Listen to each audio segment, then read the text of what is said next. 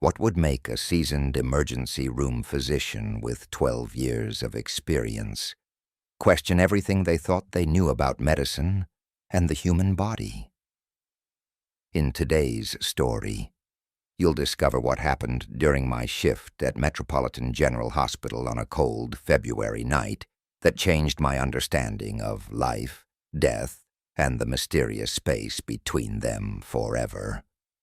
But before we dive into this unsettling account, make sure you're subscribed to the channel and hit that notification bell so you never miss our medical mysteries. Leave a comment below telling me about your most unexplained hospital experience, and stick around until the end, because what I witnessed that night will challenge everything you think you know about emergency medicine. There are moments in every doctor's career when the rational scientific foundation of everything we've learned suddenly feels inadequate to explain what we're witnessing. I've carried one such moment with me for 2 years now, and only recently have I found the courage to share this experience with anyone beyond my closest colleagues. My name is Dr. Sarah Mitchell, and I'm a board-certified emergency physician with over a decade of experience treating everything from minor injuries to life-threatening trauma cases. Before that February night in 2022, I'd always prided myself on my analytical approach to medicine, my ability to remain calm under extreme pressure, and my unwavering belief that every medical phenomenon had a logical explanation. I had pronounced hundreds of patients deceased, had performed countless resuscitation attempts, and had witnessed the full spectrum of human suffering and recovery. I thought I understood the clear boundaries between life and death, between explainable medical events and coincidence. I was completely wrong. The incident I'm about to describe took place during a particularly brutal winter shift at Metropolitan General Hospital, a Level 1 trauma center serving over 2 million residents in our metropolitan area. February in our city brings not only bone-chilling temperatures, but also a predictable surge in emergency cases ranging from hypothermia to domestic violence incidents as people become trapped indoors together. That particular night, February 18th, started like countless others, with the usual mix of cardiac emergencies, overdoses, and trauma cases that define urban emergency medicine. I had been working in emergency medicine long enough to recognize the rhythm of different shifts. Day shifts brought workplace injuries and chest pain complaints. Evening shifts delivered car accidents and heart attacks. But night shifts, especially winter night shifts, carried their own unique energy. The emergency department felt different after midnight, quieter in some ways, yet more intense. The cases that arrived during those dark hours often carried a weight that daylight cases somehow lacked. Metropolitan General's emergency department was a state-of-the-art facility with 36 treatment beds arranged around 3 central nursing stations. The trauma bays were equipped with the latest life support technology, digital monitoring systems, and direct access to our surgical suites. Our staff consisted of some of the most experienced emergency physicians, nurses, and technicians in the region. We handled everything from minor lacerations to multiple gunshot wounds, and our protocols were designed to address every conceivable medical emergency. That Friday night shift began at 11 p.m. with the standard briefing from the day team. The emergency department census was moderate, with about 20 patients in various stages of treatment. Nothing unusual in the reports, nothing that suggested the night would be anything other than routine. Dr. Marcus Chen, our attending physician, was completing his rounds while I prepared to take over the more complex cases. Jennifer Walsh, our charge nurse with 15 years of emergency experience, was coordinating patient flow with her typical efficiency. The first few hours passed with predictable cases. A construction worker with severe lacerations from a workplace accident, an elderly woman experiencing chest pain, a teenager brought in by friends after consuming too much alcohol at a party. Standard emergency medicine, the kind of cases that made up 90% of our work. Each patient received appropriate care, diagnostic workups, and either discharge instructions or admission to the appropriate specialty services. It was at approximately 3:15 a.m. when everything changed. The ambulance call came in as a Priority 1 transport, which immediately captured our attention. Priority 1 meant life-threatening injuries requiring immediate trauma team activation. The paramedic report was brief but concerning. 26-year-old male, found unconscious at a downtown construction site, no obvious trauma, unresponsive to verbal and physical stimulation, vital signs stable but concerning. What struck me as unusual was the paramedic's tone during the radio report. Emergency medical technicians are trained to remain calm and professional regardless of circumstances, but I could detect something in his voice that suggested this case was different somehow. When I asked for additional details, the paramedic paused before responding. "Doc, I've been doing this job for 8 years, and I've never encountered anything quite like this patient's presentation. He's completely unresponsive, but his vital signs are perfect. Too perfect. His heart rate, blood pressure, oxygen saturation, everything is exactly within normal limits. And there's something else." "What else?" I asked. "His body temperature is reading 94.6 degrees, which should indicate hypothermia given the outdoor temperature tonight. But he shows none of the typical signs. No shivering, no altered mental status from cold exposure, no frostbite, despite being found outdoors for what witnesses estimated was at least 2 hours. The ambulance arrived at our emergency bay at 3:28 a.m. As the paramedics wheeled in their patient, I got my first look at someone who would fundamentally alter my understanding of what was medically possible. The patient appeared to be a healthy young man in his mid-20s, well-built, with no obvious signs of trauma, substance abuse, or medical distress. His skin had a normal color and temperature. His breathing was regular and unlabored, and his overall appearance suggested someone who should have been conscious and alert. But he wasn't. Patient's name is David Holloway. The lead paramedic reported as we transferred him to our trauma bed. 26 years old, construction worker. Co-workers found him lying on his back near some equipment around 1 a.m. They initially thought he had fallen asleep on the job, but when they tried to wake him, he was completely unresponsive. No response to shouting, shaking, or physical stimulation. I began my initial assessment while Jennifer connected David to our monitoring equipment. His vital signs were indeed remarkable for their complete normalcy.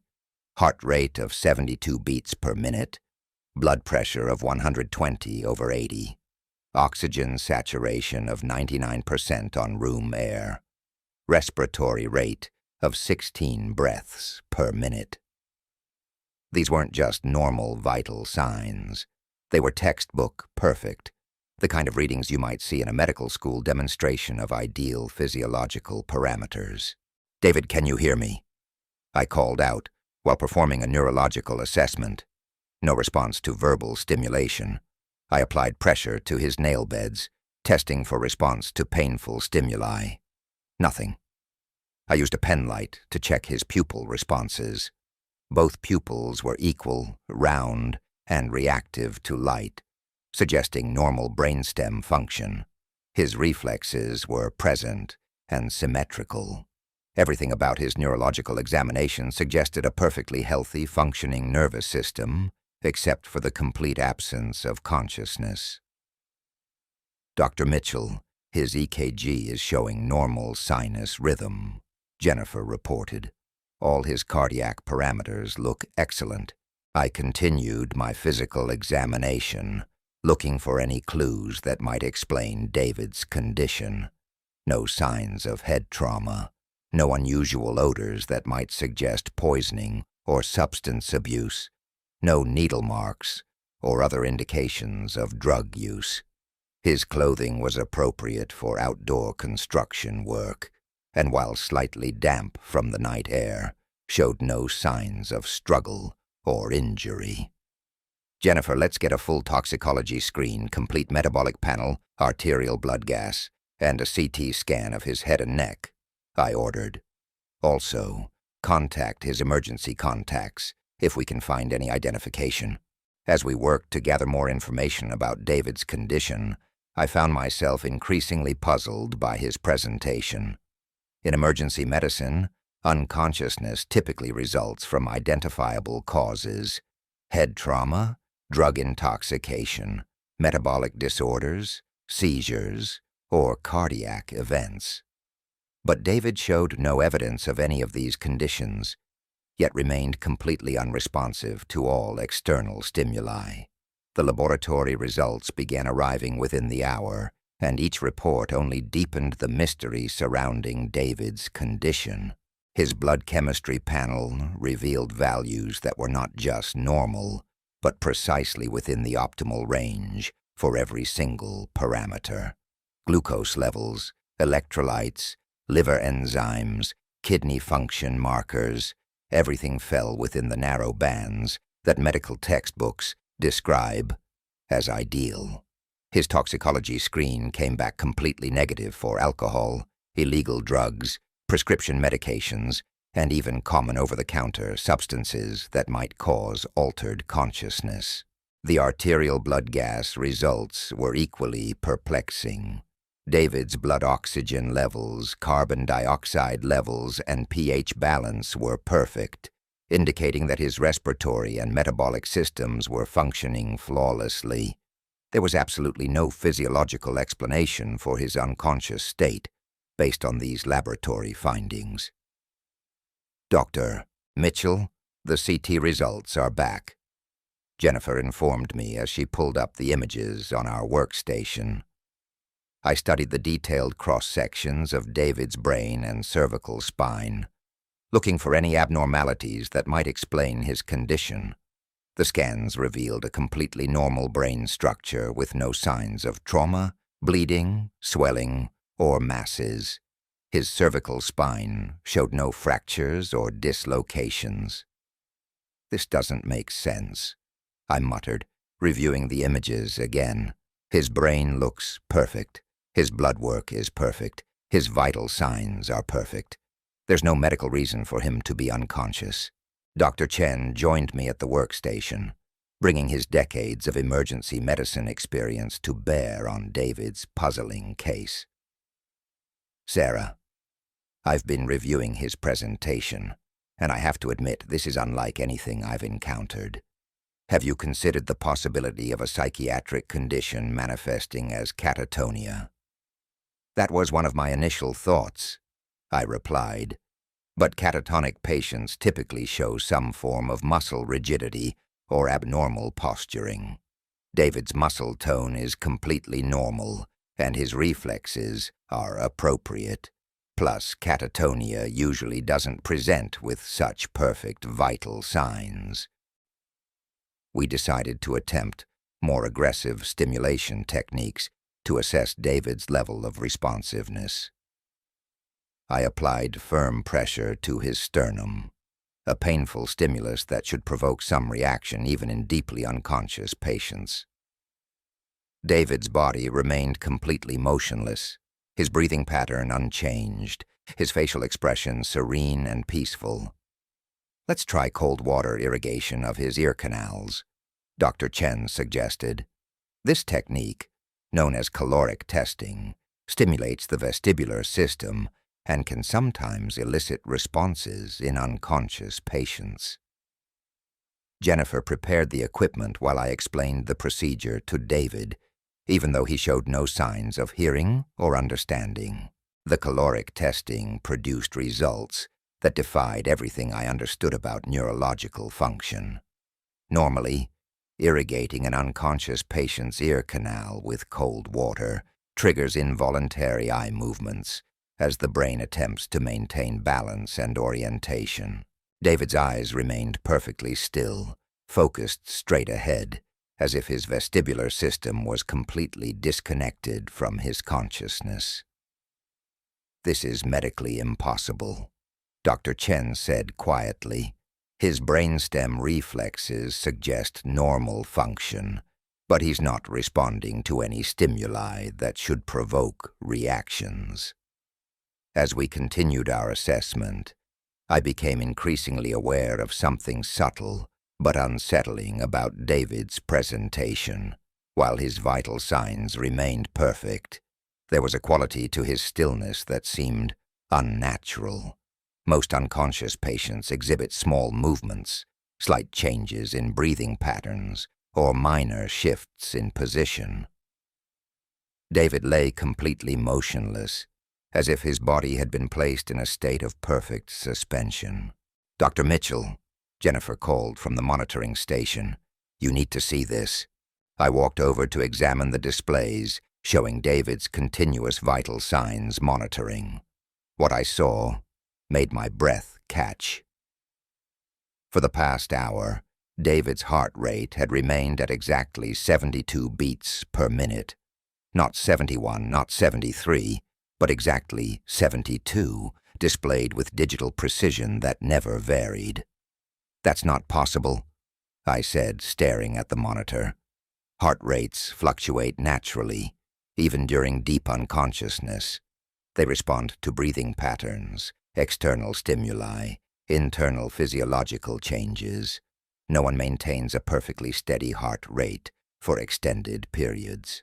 I checked the blood pressure readings from the automated cuff that had been cycling every 15 minutes. Each reading was identical, 120/80. The oxygen saturation had remained at exactly 99%, and his respiratory rate had not varied from 16 breaths per minute. "Jennifer, check the monitoring equipment. These readings suggest equipment malfunction." Jennifer performed a complete systems check, replacing sensors, recalibrating machines, and even switching David to different monitoring equipment. The results were identical. Every parameter remained perfectly constant, displaying the kind of stability that should be impossible in any living human being. "Dr. Chen, I think we need to consider the possibility that we're dealing with something outside our normal diagnostic framework," I said, struggling to maintain my scientific objectivity while confronting evidence that challenged fundamental medical principles. Dr. Chen nodded grimly. "I've been thinking the same thing. In 35 years of practicing medicine, I've never encountered a patient who maintains such perfect physiological stability while remaining completely unresponsive." We decided to attempt one more diagnostic approach that might provide insight into David's condition. I ordered an electroencephalogram to measure his brainwave activity, hoping it might reveal some clue about his neurological status that our other tests had missed. The EEG technician arrived within 20 minutes and began attaching electrodes to David's scalp. As she worked, I noticed something that made me pause. David's hair felt different from normal human hair, not in texture or appearance, but in some indefinable quality that I couldn't quite identify. It was as if his hair, like everything else about his physical presentation, existed in a state of perfect preservation. "Dr. Mitchell, the EEG is ready," the technician announced. I studied the brainwave patterns appearing on the screen, expecting to see the irregular, chaotic activity typical of unconscious states, or perhaps the flat lines that might indicate severe neurological damage. Instead, the EEG showed something I had never seen before: perfectly regular, symmetrical brain waves that maintained exact consistency in both frequency and amplitude. "This is impossible," I whispered, watching the hypnotic rhythm of David's brain activity. Brain waves don't maintain this kind of perfect regularity.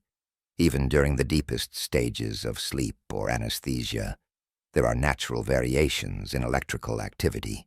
The EEG patterns suggested that David's brain was functioning normally, perhaps even optimally, but in a way that seemed to exist outside the normal parameters of human consciousness.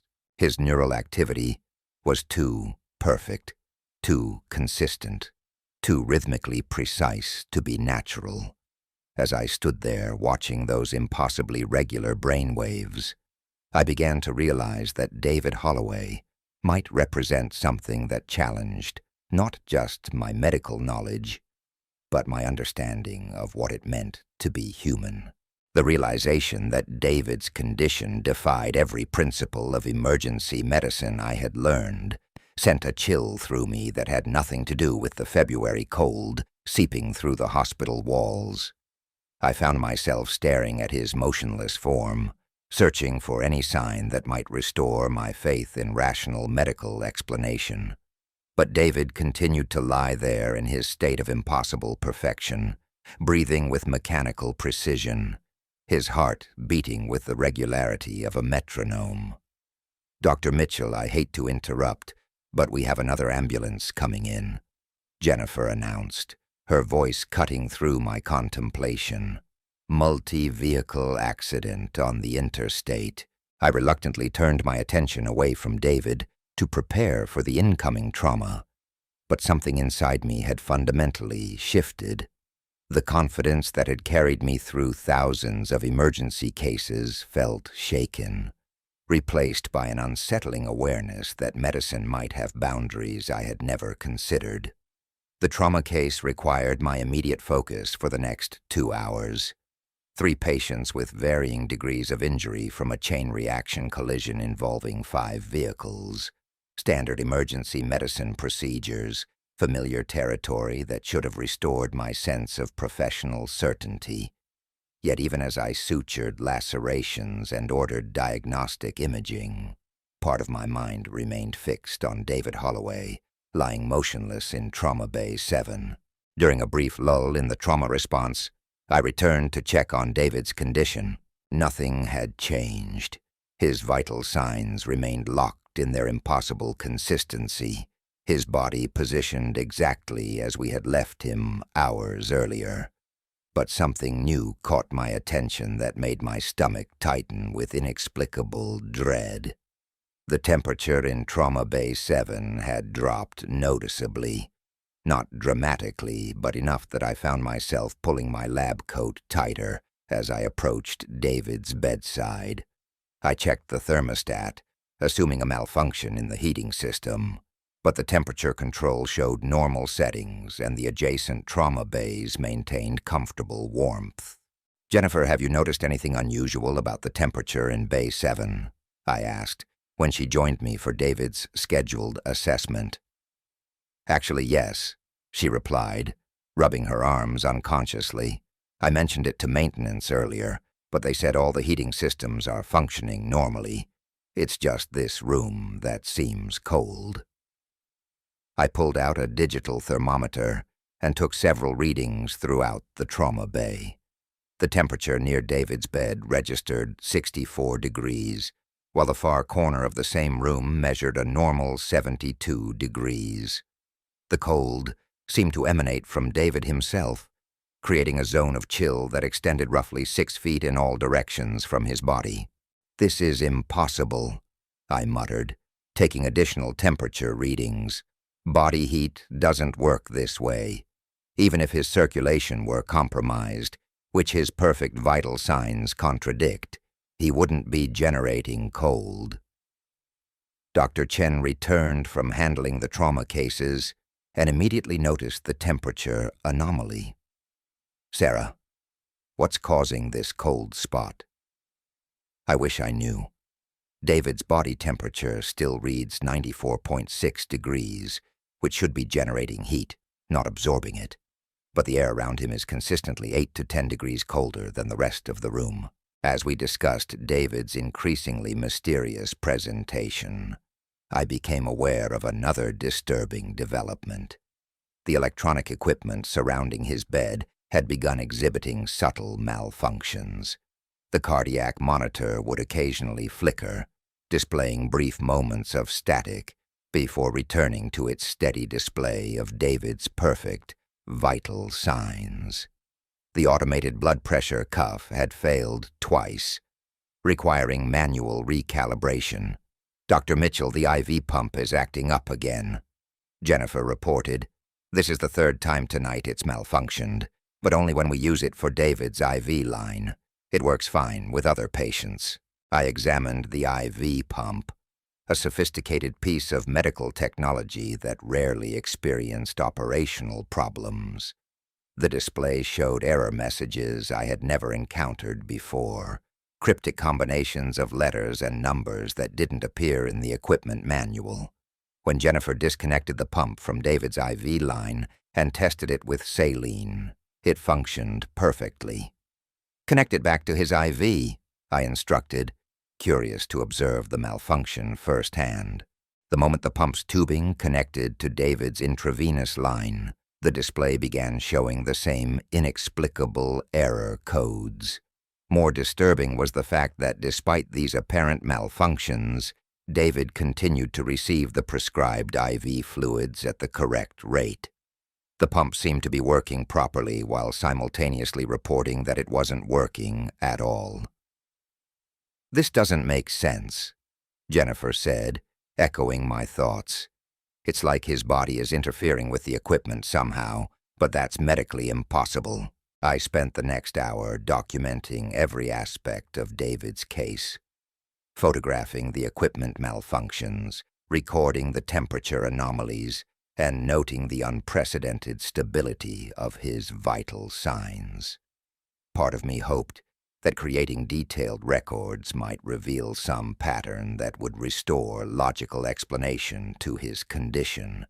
Instead, the documentation only emphasized how far outside normal medical parameters David's presentation had become. At approximately 7 a.m., as the night shift prepared to transition to day staff, David's condition took another turn that challenged everything I thought I understood about human physiology.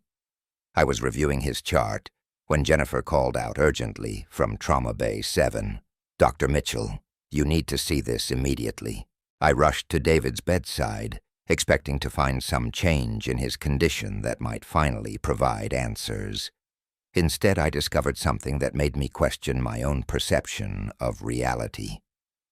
David was speaking, not responding to stimuli, not showing signs of consciousness, but speaking in a clear, steady voice while maintaining his motionless, unconscious posture.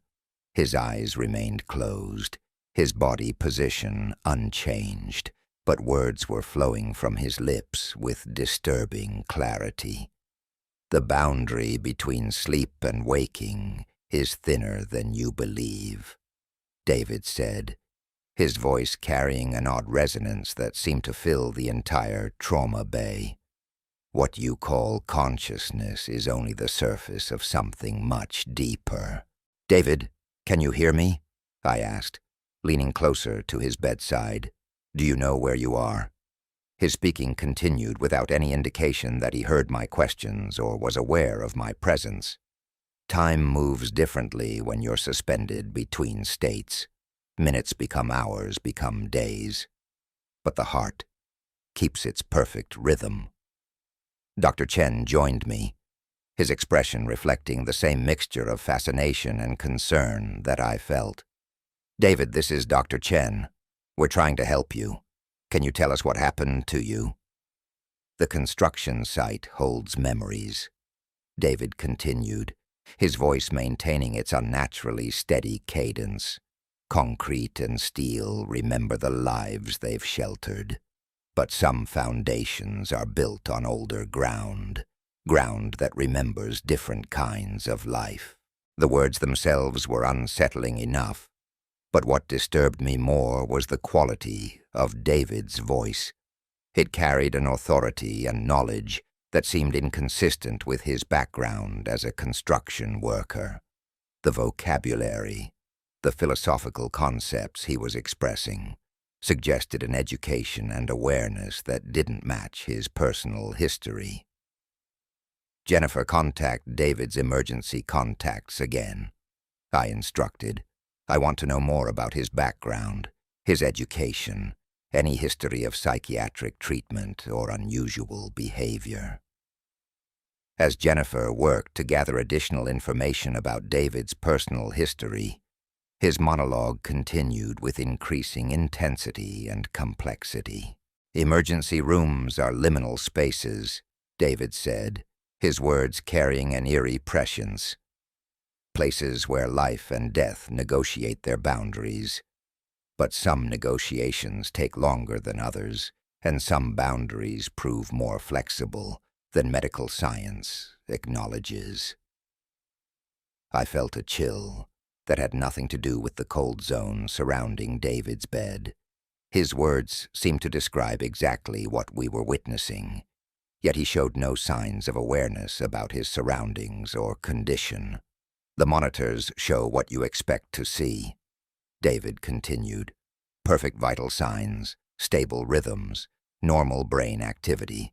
But perfection in biological systems is itself an abnormality.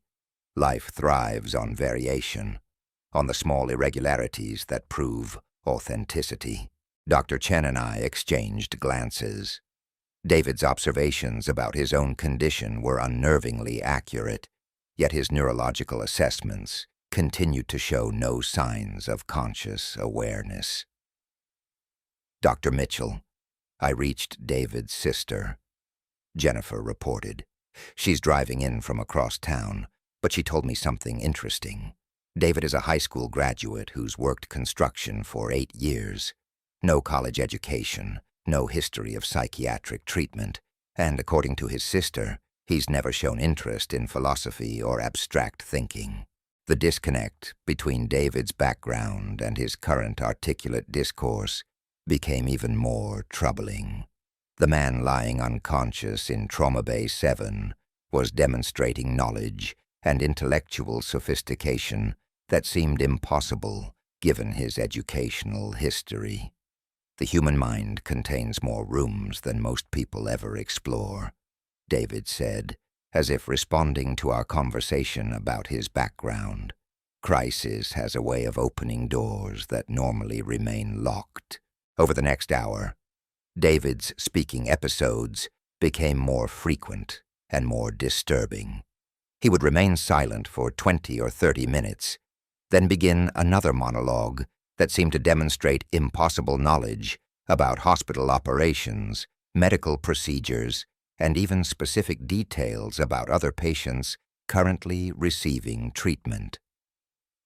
"The woman in emergency bed 12 is afraid her chest pain means a heart attack," David announced during one of his speaking periods.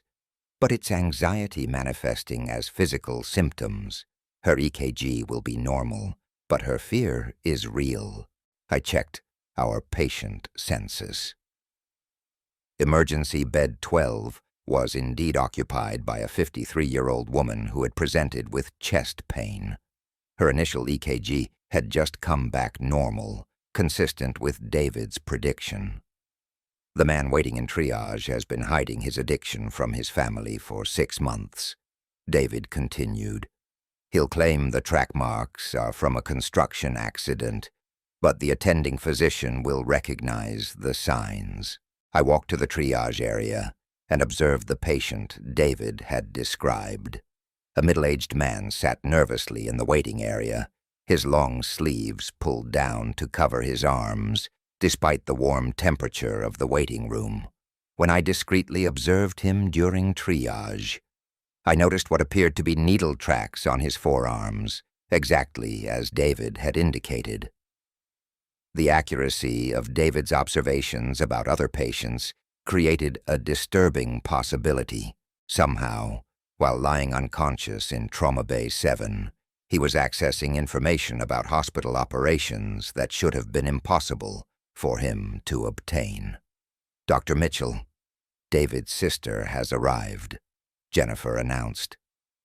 I met Patricia Holloway in the family consultation room, hoping she might provide insight that could help explain her brother's extraordinary condition. Patricia was a woman in her early 30s who worked as an elementary school teacher. Her distress was evident as I described David's presentation and the medical mysteries surrounding his case. "Doctor, this doesn't sound like my brother at all," Patricia said, after I explained David's philosophical monologues. "David is a good person, but he's never been intellectual or spiritual. He watches sports, works construction, and spends weekends fixing up his house. The things you're describing him saying, that's not David." "Patricia, has David ever exhibited any unusual behaviors? Sleepwalking, episodes of confusion, anything that might explain what we're witnessing?" "Never," she replied firmly. "David is the most grounded, practical person I know. He's never even been interested in anything supernatural or philosophical. The David you're describing sounds like a completely different person." I brought Patricia to Trauma Bay 7, hoping that seeing her brother might trigger some response that could provide answers. As we approached David's bedside, his voice began another monologue that made Patricia gasp with recognition and fear. "Patricia worries that she's not a good enough teacher," David said without opening his eyes or showing any sign of awareness that his sister had entered the room. "She stays late every day, creating lesson plans that will reach the students others have given up on, but she doesn't realize how much difference she makes." Patricia's face went pale. How could he possibly know that? "I've never told anyone about staying late, or my concerns about teaching." David's impossible knowledge about his sister's private thoughts and concerns confirmed that his condition involved phenomena that extended far beyond conventional medical explanation. Whatever was happening to David Holloway represented something that challenged the fundamental boundaries between consciousness and unconsciousness, between individual minds and shared awareness. As the morning shift arrived, and I prepared to sign out David's case to the day team, I realized that this patient would remain with me long after my shift ended. David had forced me to confront the possibility that human consciousness might be far more complex and mysterious than medical science had ever acknowledged. The day attending physician, Dr. Rebecca Torres, listened with growing incredulity as I presented David's case. Her expression shifted from professional interest to obvious skepticism as I described the temperature anomalies, equipment malfunctions, and David's impossible demonstrations of knowledge about other patients and his sister's private thoughts. "Sarah, I understand this has been a challenging case," Dr. Torres said diplomatically, "but some of what you're describing sounds more like coincidence and observation bias than genuine medical phenomena." I had anticipated this reaction. David's case sounded impossible even to me, and I had witnessed everything firsthand. But as I prepared to transfer David's care to the day shift, something happened that would leave no doubt about the extraordinary nature of his condition. David's eyes suddenly opened, not gradually, not with the confused blinking typical of patients emerging from unconsciousness, but all at once, as if someone had flipped a switch. His gaze was immediately focused and alert, scanning the room with an intensity that made everyone present take an involuntary step backward. "Dr. Torres," David said, his voice carrying that same unnaturally steady cadence we had observed throughout the night, "you're about to receive a call from radiology about the patient in room 15. The CT scan will show a small subdural hematoma that your initial assessment missed." Dr. Torres stared at David in stunned silence. None of us had mentioned her name in his presence, yet he had addressed her directly with perfect accuracy.